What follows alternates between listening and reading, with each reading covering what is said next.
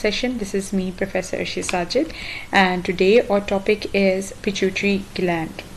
अच्छा, pituitary gland को हम दो पार्ट्स में पढ़े हैं, pituitary gland part 1 and pituitary gland part 2. तो इस लेक्चर में अभी हम first of all pituitary gland part 1 को डिस्कस करेंगे. ओके जी, पिट्यूटरी ग्लैंड के सबसे पहले ये देखें कि जो पिट्यूटरी ग्लैंड है आपके पास, इसका साइंटिफिक नेम है हाइपोफाइसिस सेरेब्री.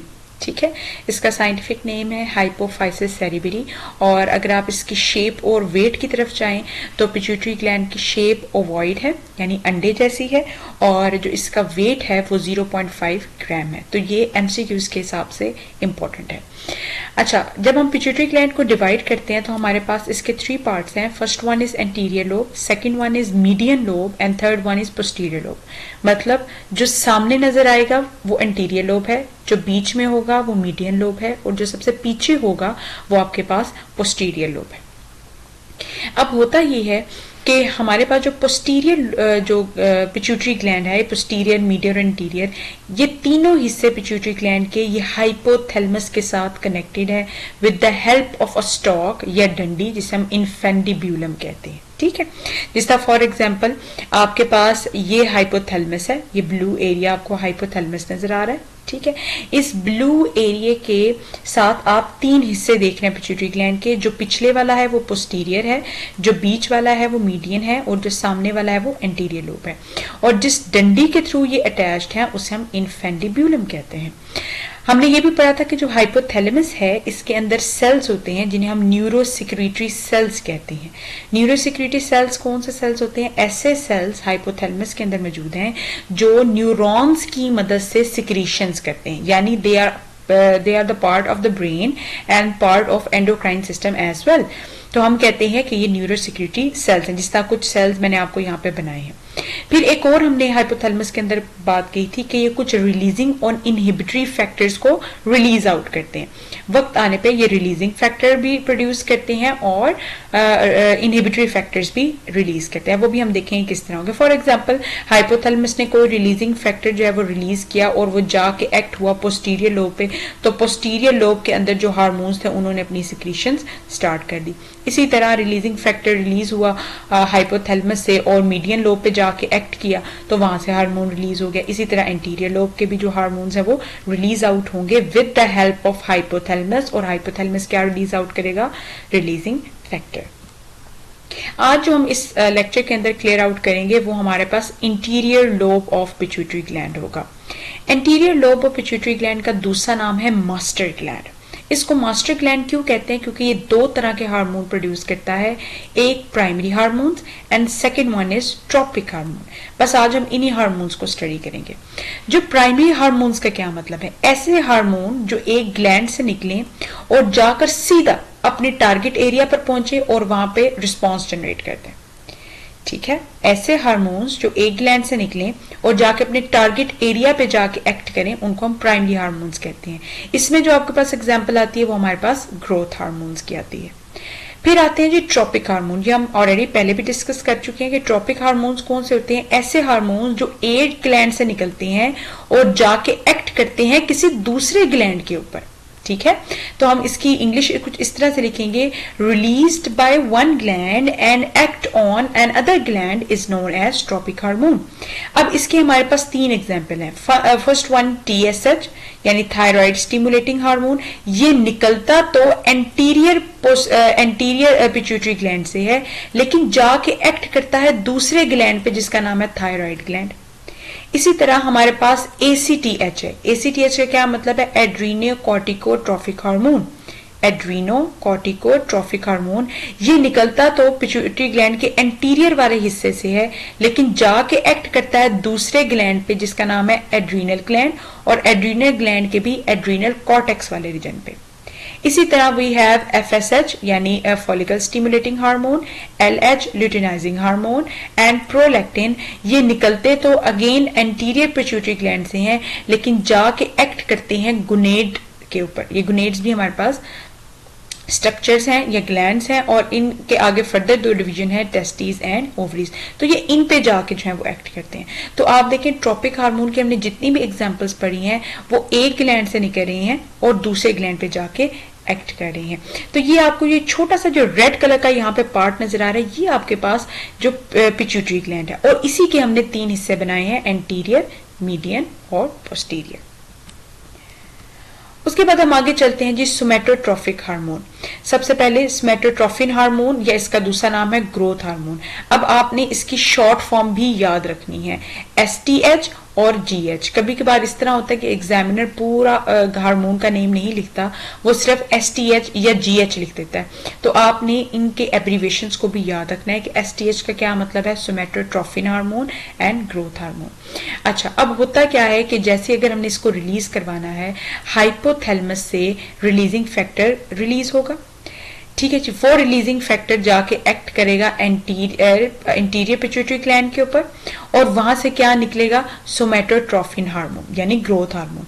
फिर ये दोनों आपस में कंबाइन करेंगे और ये पूरी जिंदगी जो है ये फिर रिलीज होता ही जाएगा। अब नाम से जाहिर है ग्रोथ हार्मोन का क्या मतलब है कि ये ग्रोथ करवाएगा। जो एडोलिसेंस है, मतलब जो आपका जवानी है, उसके अंदर तो जाहिर सी बात है ये ग्रोथ करवाएगा, आपकी बॉडी को, आपकी बॉडी की डेवलपमेंट करवाएगा, ग्रोथ करवाएगा। लेकिन एक हद तक जो है वो आपको पता है आपकी जिंदगी के हिस्से के अंदर कुछ हद तक जो है वो ग्रोथ होती है, उसके बाद ग्रोथ रुक जाती है। फिर उसके बाद कैसे होगा, क्योंकि हमने तो कहा ये थ्रू आउट द लाइफ जो है वो सिक्रीट होगा। तो जब जवानी की उम्र तक ग्रोथ हो जाती है, उसके बाद जो जिस्म के अंदर प्रोटीन सिंथेसिस का काम है वो इस हार्मोन को दे दिया जाता है, ठीक है। यानी वो शुरू के हिस्से में, लाइफ के अर्लियर पार्ट के अंदर वो आपकी ग्रोथ करवाएगा, और फिर उसके बाद लेटर लाइफ के अंदर वो प्रोटीन सिंथेसिस का काम शुरू कर देगा। अब इसी के साथ कुछ इसी की एबनॉर्मेलिटीज भी डिस्कस कर लेते हैं। हाइपर सिक्रीशन, हाइपर सिक्रीशन का मतलब है जब ग्रोथ हार्मोन बहुत ज्यादा जो है वो रिलीज हो जाए, तो इसे हम हाइपर सिक्रीशन कहते हैं। और इसमें सबसे पहले एबनॉर्मेलिटी आती है गाइगेंटिज्म। गाइगेंटिज्म क्या है कि जिसके अंदर अगर बहुत ज्यादा सिक्रीशन हो जाए तो आपका जिस्म बहुत ज्यादा ग्रोथ शो कर देता है, जिसमें आप में यहाँ पे इसमें पिक्चर के अंदर देख सकते हैं कि ये एक नॉर्मल इंसान है जिसकी हाइट इतनी है, और एक वो इंसान है जिसके अंदर गाइगेंटिज्म हो चुका है और उसका कद या उसकी ग्रोथ बहुत ही ज्यादा हो चुकी है। और ये गाइगेंटिज्म असल में अर्ली लाइफ के अंदर होता है। अर्ली लाइफ क्या होती है, ऐसी आपकी स्टेज जिसके अंदर ग्रोथ जो है वो हो रही होती है, उसको हम अर्ली लाइफ के अंदर लाते हैं। और लेटर लाइफ वो होती है जिसके अंदर आपके ग्रोथ का प्रोसेस रुक जाता है, ठीक है, यानी जवानी के बाद की उम्र। तो अगर तो जवानी से पहले अगर हाइपर सिक्रीशन हो जाए तो गाइगेंटिज्म कहलाती है, और अगर जवानी के बाद हो इसको हम एक्रोमेगैली कहते हैं। एक्रोमेगैली क्या है, एक्रोमेगैली ऐसी एबनॉर्मेलिटी है जिसके अंदर हाथ, पाँव और जबड़ा ये बहुत ही ज्यादा एबनॉर्मल वे में डेवलप हो जाते हैं, जिस तरह इस पिक्चर के अंदर आप देखें, इसका हाथ, ठीक है, पाँव तो खैर नजर नहीं आ रहे, लेकिन जॉज वगैरह जो हैं ये एबनॉर्मल वे के अंदर ग्रोथ कर जाते हैं। इसको हम एक्रोमेगैली कहते हैं, और ये लेटर लाइफ के अंदर होती है, यानी जवानी के बाद की उम्र में होती है। नेक्स्ट है जी हाइपोसिक्रीशन। हाइपोसिक्रीशन क्या है कि जब ग्रोथ हार्मोन की जो रिलीज है वो बहुत कम हो जाए। तो अगर जो है वो जवानी की उम्र में या जवानी से पहले अगर इसकी सिक्रीशन बहुत कम हो रही है तो जाहिर सी बात है ग्रोथ होगी ही नहीं। तो हम इसे कहते हैं डवार्फिज्म। डवार्फिज्म कहते हैं कि ऐसी एबनॉर्मेलिटी जिसके अंदर कद छोटा रह जाए, कद बढ़े ही ना, ग्रोथ प्रॉपर हो ही ना। तो अक्सर आप लोगों ने देखा होगा कि हमारे इर्द गिर्द भी कुछ लोग ऐसे होते हैं जिनका कद बहुत ही छोटा होता है। वो इस वजह से क्योंकि उनके अंदर जो ग्रोथ हार्मोन है उसकी सिक्रीशन बहुत कम होती है। जब सिक्रीशन बहुत कम होती है तो चीजें भी कम ग्रो करती हैं, तो ग्रो नहीं करती तो हम कहते हैं जिनका कद छोटा रह गया या डवार्फिज्म हो गया। अगर तो ये बाद में हो, यानी जवानी के बाद वाली उम्र के अंदर हाइपोसिक्रीशन होना शुरू हो जाए, तो इसका इफेक्ट थायराइड और एड्रीनल ग्लैंड के हार्मोन्स पे पड़ता है। वो कैसे पड़ता है वो भी अभी हम लेटर ऑन डिस्कस करेंगे। उसके बाद नेक्स्ट आता है जी thyroid stimulating hormone. Thyroid stimulating hormone का जो एब्रीवेशन है वो हमारे पास TSH है, या इसका दूसरा नाम है थायरोट्रोपिन हार्मोन, ठीक है जी। अच्छा, अब होता क्या है कि सबसे पहले हम इसकी की पढ़ लेते हैं, देन हम इस पे आएंगे कि हमारे पास हाइपोथैलेमस है।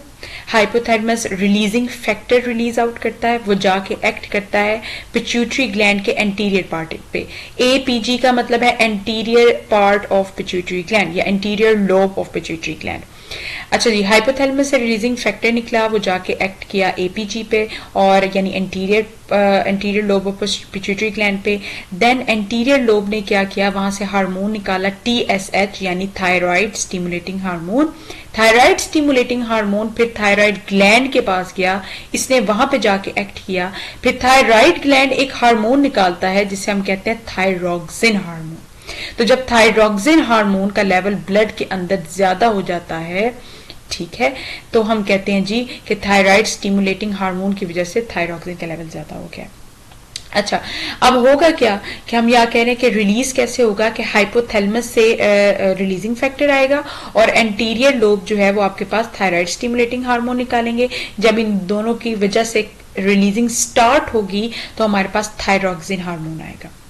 अच्छा, अब थायरॉक्सिन हार्मोन का लेवल ज्यादा होना या कम होना ये कौन कंट्रोल कर रहा है? उन्होंने कहा है कि थायरॉक्सिन हार्मोन का लेवल कम या ज्यादा डिपेंड करता है हाइपोथैलेमस के ऊपर। जब हाइपोथैलेमस देखेगा कि थायरॉक्सिन हार्मोन का लेवल कम हो गया है, ठीक है, तो वो आरएफ को एक्टिवेट करेगा। आरएफ एक्टिवेट होगा तो एंटीरियर लोब एक्टिवेट होगा, एंटीरियर लोब एक्टिवेट होगा तो थायराइड स्टिमुलेटिंग हार्मोन ज्यादा निकलेगा, वो फिर थायराइड ग्लैंड पे एक्ट करेगा और थायरॉक्सिन का लेवल हार्मोन के ब्लड के अंदर ज्यादा हो जाएगा। अब फॉर एग्जांपल ज्यादा हो गया लेकिन हद से ज्यादा हो गया है, फिर यही मैसेज जाएगा हाइपोथैलेमस पे। हाइपोथैलेमस रिलीजिंग फैक्टर को बंद करेगा, रिलीजिंग फैक्टर बंद होगा तो वो एंटीरियर पिट्यूटरी ग्लैंड पे भी एक्ट नहीं करेगा, वो भी एक्ट नहीं करेगा तो TSH भी रिलीज नहीं होगा, TSH रिलीज नहीं होगा तो थायराइड ग्लैंड थायरॉक्सिन हार्मोन भी ब्लड में रिलीज आउट नहीं करेगा।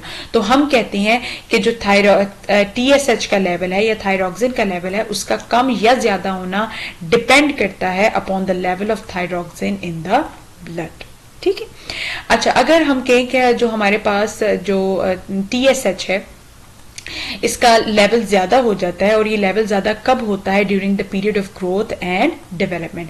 इसी वजह से मैंने उस पीछे अभी आपको बात की कि जहां पे ग्रोथ हो रही होती है, जहां पे ग्रोथ हार्मोन रिलीज आउट होता है for the process of growth, at the same time हमें TSH की भी जरूरत पड़ती है फॉर द ग्रोथ प्रोसेस। तो हम कहते हैं कि जब इसका लेवल ज्यादा होता है, ये उस वक्त होता है जब आपको ग्रोथ की जरूरत है, जब आपको डेवलपमेंट की जरूरत है। तो इसके ज्यादा होने से क्या होता है कि थायराइड सेल्स जो है वो इंक्रीज हो जाते हैं, ठीक है, और थायराइड सेल्स के अंदर भी जो है वो सेल्स का नंबर जो है वो इंक्रीज होता है, जिससे क्या होता है कि इनके अंदर सिक्रीटिंग एक्टिविटी जो है वो ज्यादा हो जाती है। किसकी सिक्रीटिंग एक्टिविटी? इस थायरॉक्सिन हार्मोन की एक्टिविटी ज्यादा हो जाती है। अगर आप मुझसे पूछे थायराइड ग्लैंड कहाँ मौजूद है, तो थायराइड ग्लैंड आपके इस गले के अंदर मौजूद है। ठीक है जी। उसके बाद नेक्स्ट है जी एड्रीनोकॉर्टिकोट्रोफिक हार्मोन। ठीक है जी। अच्छा, ये नाम तो बड़ा मुश्किल है, लेकिन अगर आप इसे समझ लेंगे कि इसका मतलब क्या है तो आपको बड़ी आसानी से याद हो जाएगा।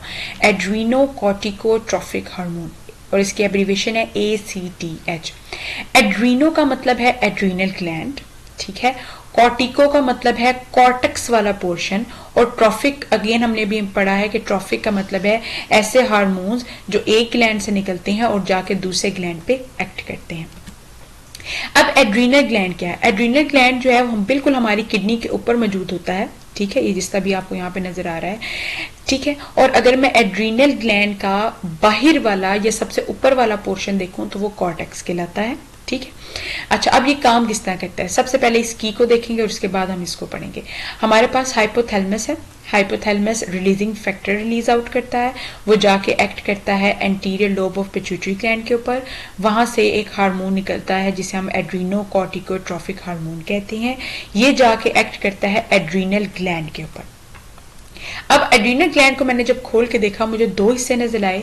जो बाहर वाला आपको रेड पोर्शन नजर आ रहा है इसको हम एड्रीनल कॉर्टेक्स कहते हैं, यानी एड्रीनल ग्लैंड का बाहर वाला हिस्सा, और जो अंदर वाला हिस्सा है वो एड्रीनल मेड्यूला कहलाएगा। तो जब ACTH एड्रीनल ग्लैंड पे जाके एक्ट करता है तो एड्रीनल ग्लैंड के कौन से हिस्से पे एक्ट करता है? एड्रीनल कॉर्टेक्स वाले हिस्से पे एक्ट करता है, और वहां से फिर एक हार्मोन रिलीज आउट होता है जिसे हम कहते हैं कॉर्टिकॉइड हार्मोन, और ये कॉर्टिकॉइड हार्मोन जो है वो स्टीरॉइड इन नेचर है। फिर अगेन इसका लेवल ज्यादा होना या इसका लेवल कम होना डिपेंड करता है अपॉन द हाइपोथैलेमस, ठीक है। अगर हाइपोथैलेमस देखेगा कि इसका लेवल बहुत ज्यादा हो गया है तो वो रिलीजिंग फैक्टर को बंद कर देगा।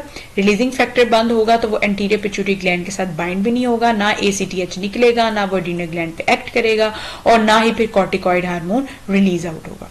अब जैसे ही हाइपोथैलेमस देखेगा कि ब्लड के अंदर कॉर्टिकॉइड हार्मोन या स्टीरॉइड का लेवल बहुत जो है वो कम हो गया है तो वो RF फैक्टर को रिलीज आउट करेगा। ठीक है, RF factor anterior pituitary gland पे एक्ट करेगा, वो ACTH रिलीज आउट करेगा, ACTH एड्रीनल ग्लैंड पे एक्ट करेगा और एड्रीनल ग्लैंड के कौन से हिस्से पे, कॉर्टेक्स वाले रीजन पे, और वो वहां से कॉर्टिकॉइड हार्मोन को रिलीज आउट करेगा उस वक्त तक जब तक इसका लेवल नॉर्मल पोजीशन पे नहीं आ जाता। इस वजह से इस हार्मोन का नाम क्या है? एड्रीनोकॉर्टिकोट्रोपिक हार्मोन, यानी ऐसा हार्मोन जो एड्रीनल ग्लैंड से निकलता है उसके कॉर्टेक्स वाले पोर्शन पे जाके करता है। और ट्रॉफिक हार्मोन क्यों कह रहे हैं? क्योंकि एक ग्लैंड से निकल के दूसरे ग्लैंड पे एक्ट करता है। असल में हमें एड्रीनल ग्लैंड की जरूरत कब पेश आती है? एड्रीनल ग्लैंड की उस वक्त सबसे ज्यादा एड्रीनल ग्लैंड सिक्रीशन करता है जब आपका जिस्म बहुत ज्यादा स्ट्रेस में होता है या आप बहुत ज्यादा परेशान होते हैं, उस वक्त एड्रीनल ग्लैंड की सिक्रीशन सबसे ज्यादा होती है। लेकिन अगर खुदा न खास्ता अगर एड्रीनल ग्लैंड में डिस्ट्रक्शन आ जाए या किसी भी किस्म की एबनॉर्मेलिटी आ जाए तब हम कहते हैं कि वो स्ट्रेस के कंडीशन से फिर आपकी बॉडी नहीं लड़ पाती है और आप कभी बेहोश हो रहे हैं, कभी चक्कर आने शुरू हो जाते हैं, या इवन कभी कभार अगर डिस्ट्रक्शन बहुत ज्यादा लेवल पे हो गई है तो इंसान की डेथ भी हो सकती है। तो नॉर्मल कंडीशन में जब आपके जिस्म में स्ट्रेस ज्यादा हो जाती है तो एड्रीनल ग्लैंड जो है वो एक्टिवेट हो जाता है, लेकिन इसका बहुत ज्यादा रिलीज होना या बिल्कुल रिलीज आउट ना होना जो है वो आपके नॉर्मल फंक्शन को इफेक्ट कर सकता है। अच्छा जी, जो उसके बाद नेक्स्ट है जो बहुत ज्यादा इंपॉर्टेंट है वो हमारे पास है गोनेडोट्रोपिक रिलीजिंग हार्मोन। ठीक है, गोनेडोट्रोपिक रिलीजिंग हार्मोन का क्या मतलब है कि ये जाके गोनेड्स पे एक्ट करता है। ठीक है, यानी एंटीरियर पिट्यूटरी ग्लैंड से कुछ हार्मोन्स निकलेंगे, वो जाके एक्ट करेंगे गोनेड्स के ऊपर। अब वो कौन से हार्मोन्स है जो एंटीरियर पिट्यूटरी ग्लैंड निकाल रहा है? वो है FSH, LH and prolactin. FSH का क्या मतलब है? Follicle stimulating hormone. LH का मतलब है ल्यूटिनाइजिंग हार्मोन। अगर यही हार्मोन आप मेल के अंदर देखेंगे तो हम इसका नाम हम देते हैं ICSH, यानी इंटरस्टिशियल सेल स्टिमुलेटिंग हार्मोन। और मेल के अंदर हम लोग ने डायग्राम बनाई थी स्पेशल जिसमें हमने आपको बताया था कि इंटरस्टिशियल सेल्स कहाँ मौजूद होते हैं। देन है प्रोलैक्टिन। प्रोलैक्टिन का दूसरा नाम है LTH, यानी ल्यूटियोट्रोपिक हार्मोन। ये ल्यूटिनाइजिंग हार्मोन है और ये ल्यूटियोट्रोपिक हार्मोन है। तो ये आपने सबके एब्रीविएशंस भी याद करनी है और इनके सेकंड नेम्स भी याद रखने हैं। अच्छा, अगर आपने फॉलिकल स्टिमुलेटिंग हार्मोन और ल्यूटिनाइजिंग हार्मोन को एक्टिवेट करवाना है तो अगेन हाइपोथैलेमस एक रिलीजिंग फैक्टर निकालेगा जिसका नाम है GnRF, यानी गोनेडोट्रोपिक रिलीजिंग हार्मोन।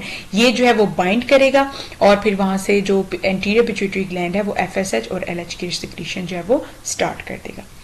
जो प्रोलैक्टिन है ये कॉन्टिन्यूसली प्रोड्यूस्ड है, इसके लिए आपको किसी भी किस्म की रिलीजिंग फैक्टर की जरूरत ही नहीं है। ठीक है, ये कॉन्टिन्यूसली प्रोड्यूस होता रहता है, लेकिन अगर आपने इसको रोकना है तो इसके लिए आपको एक इनहिबिटिंग फैक्टर जो है वो हाइपोथैलेमस रिलीज आउट करता है जिसका नाम है PIH, यानी प्रोलैक्टिन इनहिबिटिंग फैक्टर। इसको रोकने के लिए आपको फैक्टर चाहिए और इनको स्टार्ट करवाने के लिए फैक्टर चाहिए। इनको स्टार्ट करवाने के लिए you need gonadotrophin releasing factor और इसको खत्म या बंद करवाने के लिए you need a factor which is known as prolactin inhibiting factor. ठीक है, अब इनके हम फंक्शंस देख लेते हैं। मेल के अंदर क्या है, चूंकि गुनेड्स की हम बात कर रहे हैं तो गुनेड्स अगर मेल में बात करें तो वो टेस्टिस हैं और फीमेल के अंदर बात करें तो वो ओवरीज हैं। तो अब हमने हर हार्मोन का देखना है कि वो मेल के अंदर क्या काम कर रहा है और फीमेल के अंदर। जो FSH है वो मेल के अंदर जर्मिनल एपिथेलियम से क्या करवाता है, जो जर्मिनल एपिथेलियम जो टेस्टिस के अंदर मौजूद हैं, ठीक है, उनका काम क्या है कि वो स्पर्म की प्रोडक्शन को स्टार्ट करवाएगा FSH की मदद से। इसी तरह जो फीमेल के अंदर फॉलिकल की जो है वो डेवलपमेंट करवाएगा और इसके साथ साथ एस्ट्रोजन को भी वहां से रिलीज आउट करवाना शुरू कर देगा।